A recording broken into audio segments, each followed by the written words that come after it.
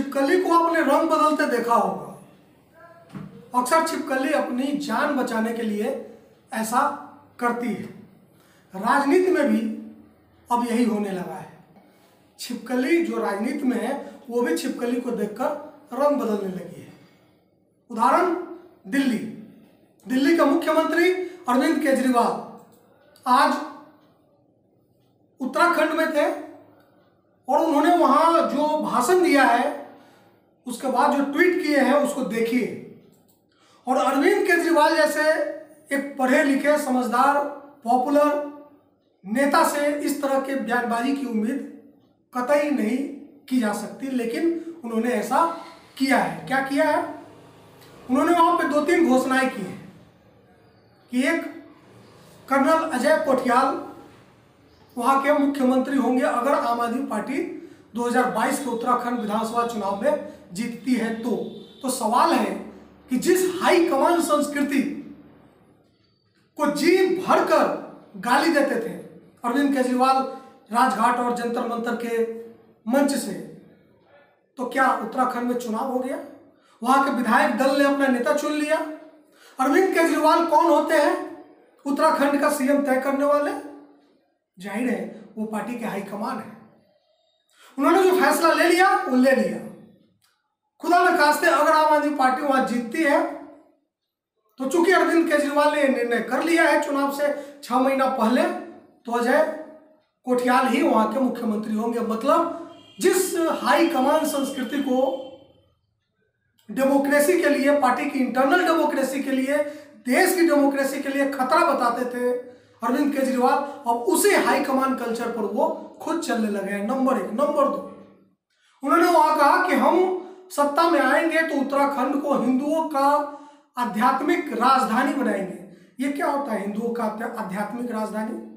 और सवाल है कि जब हिंदुओं की आध्यात्मिक राजधानी आप बनाएंगे तो क्या कश्मीर में चुनाव लड़ते वक्त ये कहेंगे कि हम मुसलमानों की भी आध्यात्मिक राजधानी बनाएंगे, या पंजाब में सिखों की आध्यात्मिक राजधानी बनाएंगे, या नागालैंड में ईसाइयों की आध्यात्मिक राजधानी बनाएंगे?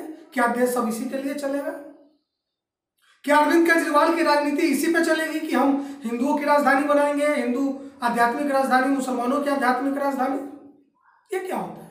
आप विकास कीजिए। ठीक बात है, उत्तराखंड देवभूमि है, वहां पे विकास होना चाहिए, हो भी रहा है, और कीजिए आप विकास। लेकिन ये क्या? तो सीधा सीधा आप हिंदू कार्ड खेल रहे हैं। आपको लगता है अरविंद केजरीवाल जी की जिस तरह से दिल्ली में हनुमान चालीसा का पाठ कर करके आपने इस बार 63-64 सीटें जीती, उसी तरह से आप उत्तराखंड में भी जीत जाएंगे, उसी तरह से आप पंजाब में भी जीत जाएंगे। तो आप गलतफहमी में हैं। आपके जैसे स्टेट्समैन कैटेगरी के पॉलिटिशियन को शायद ये समझ नहीं आ रहा है कि दिल्ली में लोगों ने आपके हनुमान चालीसा पाठ को सुनकर वोट नहीं दिया था।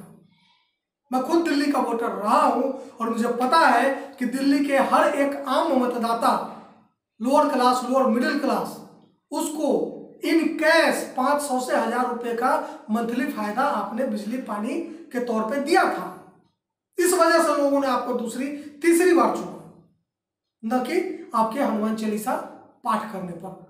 ठीक है, आप IITian है, 10 साल से पॉलिटिक्स में है, हो सकता है आपकी राजनीतिक समझ बहुत ज्यादा हो, नरेंद्र मोदी से भी ज्यादा हो आपकी राजनीतिक समझ। तो आपको लगता हो कि भाजपा को पटकनी देनी है, उसको हराना है, तो उसी के पिच पर जाकर खेलकर आप उसको हराएंगे।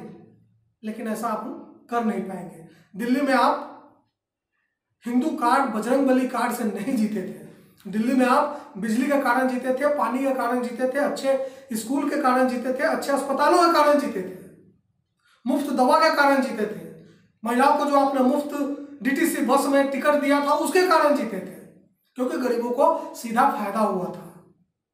लेकिन आपको शायद गलतफहमी हो गई है, शायद ये इल्हाम हो गया है, जैसे मोदी जी को अक्सर होता है कि हिंदू कार्ड खेलेंगे तो हम हर जगह जीत जाएंगे। नहीं, ऐसा होता तो भाजपा पश्चिम बंगाल जीत चुकी होती, ऐसा होता तो भाजपा अपने दम पर बिहार में सरकार बना चुकी होती, RJD यहाँ सिंगल लार्जेस्ट पार्टी नहीं होती जिसने 10 लाख सरकारी नौकरी के मुद्दे पर चुनाव लड़ा। तो प्रिय अरविंद केजरीवाल जी, आपने जो राजनीतिक शुरुआत की थी आप सफल हैं, और अभी भी आपकी राजनीति ठीक चल रही है दिल्ली में, आपका एक्सपेंशन भी ठीक हो रहा है। लेकिन ये जो आपकी मानसिकता है कि हम पहली बार कहीं जाएं और सीधे सरकार बना ले, ये गलत है। डेमोक्रेसी 2020 का मैच नहीं है। डेमोक्रेसी का जो पॉलिटिकल सिस्टम है, जो इलेक्टोरल पॉलिटिक्स है, वो भी 2020 का मैच नहीं है कि आज आप राजनीति में आए, कल मुख्यमंत्री बन गए, परसों प्रधानमंत्री बन गए।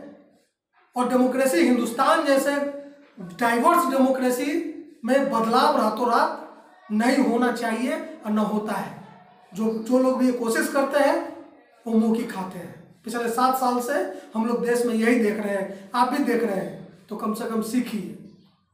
सत्ता में आना अच्छी बात है, ये आपका मूल अधिकार है एक राजनीतिक दल होने के नाते। लेकिन जिस हाईकमान संस्कृति, जिस कम्युनल पॉलिटिक्स के खिलाफ आप लड़ते रहे हैं, आज आप उसी रास्ते पे हैं। संभलिए, इसलिए संभलिए क्योंकि मौजूदा राजनीति का दौर सदा सर्वदा नहीं चलता। कोई किसी भी राजनीतिक दौर का जो एक दौर होता है वो एक खास वक्त के लिए ही चलता है। तो जिस दिन ये वक्त बीतेगा उस दिन जनता आपसे यही सवाल करेगी कि जब सही सवाल उठाने थे तो आपने सवाल उठाने की जगह रंग बदलना क्यों स्वीकार किया, खरबूजे को देखकर, छिपकली को देखकर। उम्मीद है आप समझेंगे, नहीं समझेंगे तो भी कोई फर्क नहीं पड़ेगा। देश अपनी जगह पे है, चल रहा था, चल रहा है, चलता रहेगा। नमस्कार।